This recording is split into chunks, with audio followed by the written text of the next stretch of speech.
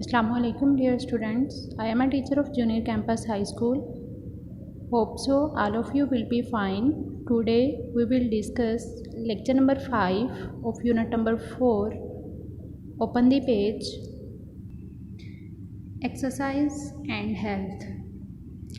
Okay dear students, आप लोगों को जैसे कि पता है कि एक्सरसाइज डेली लाइफ के अंदर किसी भी पर्सन के लिए किस हद तक इम्पॉर्टेंट है। अगर हम फॉरेन कंट्रीज़ की बात करें तो वहाँ पे ये नहीं देखा जाता कि एक पर्सन जो है वो चाहे मोटापे में है या वो स्मार्ट है, वो एक्सरसाइज को प्रेफर करता है, क्योंकि एक्सरसाइज नॉर्मली हमारी बॉडी के अंदर जो एक्स्ट्रा फैट होती है उसको तो कम करेगा, लेकिन इसके साथ साथ हमारी बॉडी के मसल्स, जॉइंट्स की जो इलास्टिसिटी है उसको मेंटेन रखता है, जिसकी वजह से कोई भी पर्सन अगर टफ रूटीन में है या एक्स्ट्रा फिज़िकल वर्क करना पड़ रहा है तो वो इस काबिल होता है कि वो उस काम को कर सके। अदरवाइज़ जैसे जैसे एज ज़्यादा होती जाती है उसके अकॉर्डिंग हमारी बॉडी के मसल्स, जॉइंट्स जो हैं वो काम करना छोड़ देते हैं। लेकिन अगर एक पर्सन एक्सरसाइज को प्रेफर करता है, मॉर्निंग वॉक को प्रेफर करता है, तो काफ़ी हद तक वो बेटर रहता है। अब एक्सरसाइज नॉर्मली क्योंकि एक पर्सन के अंदर बहुत अच्छा प्लेजेंट इन्वायरमेंट जो है वो क्रिएट करने में हेल्प आउट होता है, तो एक्सरसाइज या मॉर्निंग वॉक चाहे तो इंडिविजुअल कर रहे हों या ग्रुप की फॉर्म के अंदर कर रहे हों तो ये एक हैप्पी एक्सपीरियंस होता है। एक्सरसाइज हमारी बॉडी की इलास्टिसिटी को मेंटेन रखता है, हमारे मसल्स, जॉइंट की इलास्टिसिटी को कायम रखता है और उनको स्ट्रेच नहीं होने देता।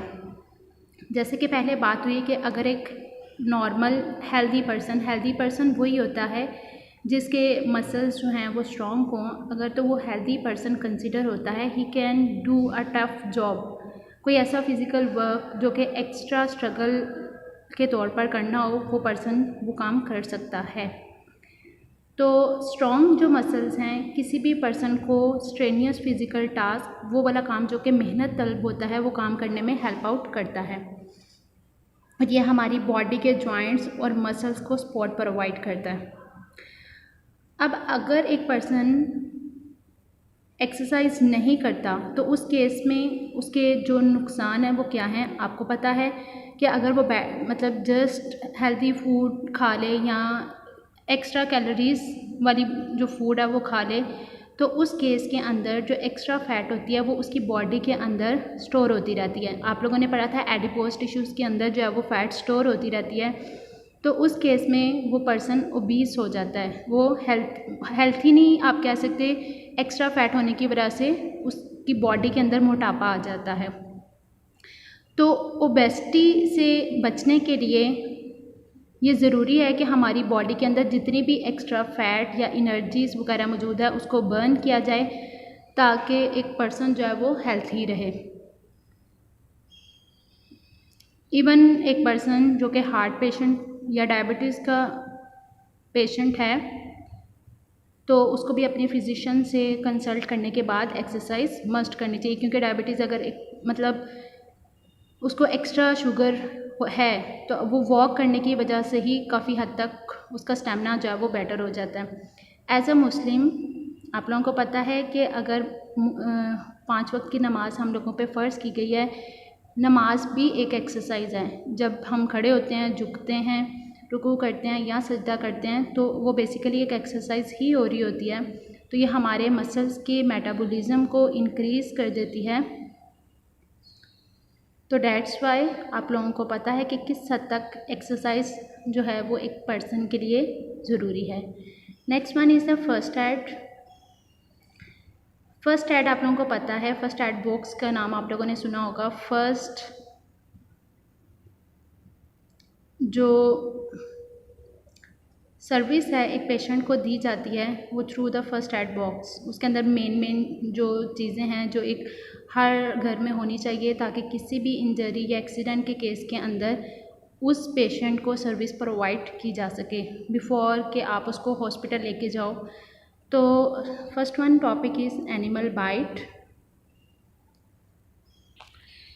अगर किसी भी पर्सन को कोई एनिमल काट ले या उसकी बॉडी के ऊपर कोई स्क्रैचेस पड़ जाएं तो आपको पता है ये ख़तरनाक हो सकता है। जैसे हम कहते हैं कोई भी पर्सन अगर खराश भी लगती है रोड की एक्सीडेंट की वजह से तो उसको टेटेनस का इंजेक्शन जो है वो लगाते हैं।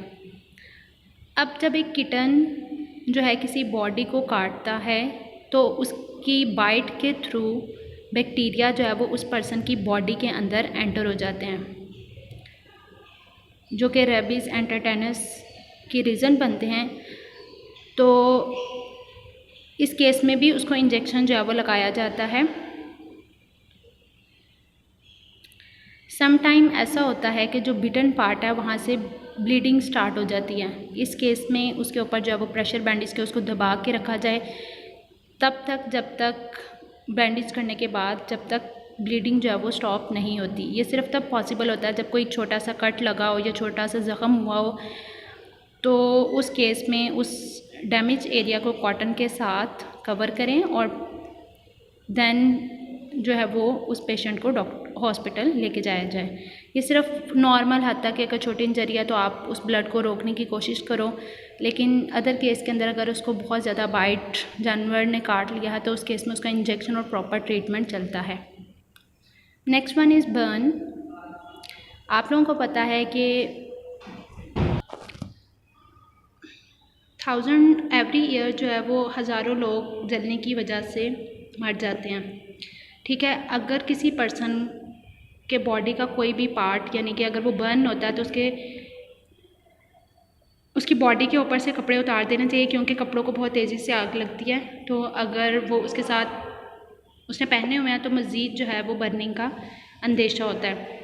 अब नॉर्मली हमारे कॉन्सेप्ट के अंदर क्या होता है कि अगर किसी भी बॉडी का जो पार्ट है वो जल जाता है या तो हम उसके ऊपर कोई पाउडर वगैरह लगा देते हैं या टूथपेस्ट लगा देते हैं ताकि ठंडक जो है वो फील हो सके, लेकिन ऐसा कुछ नहीं होता। आप बॉडी का कोई भी पार्ट या एरिया जो कि बर्न हुआ होता है उसको टैप वाटर के नीचे रखते हैं ताकि वहाँ पे जो जलने की वजह से जो बॉडी का हिस्सा फूल जाता है ना वो ना फूले, और इन स्पेयर केस उसको नियरेस्ट हॉस्पिटल के अंदर लेके जाना चाहिए। Hope so you will understand it very well. Stay home, stay safe, take care. अल्लाह हाफिज़।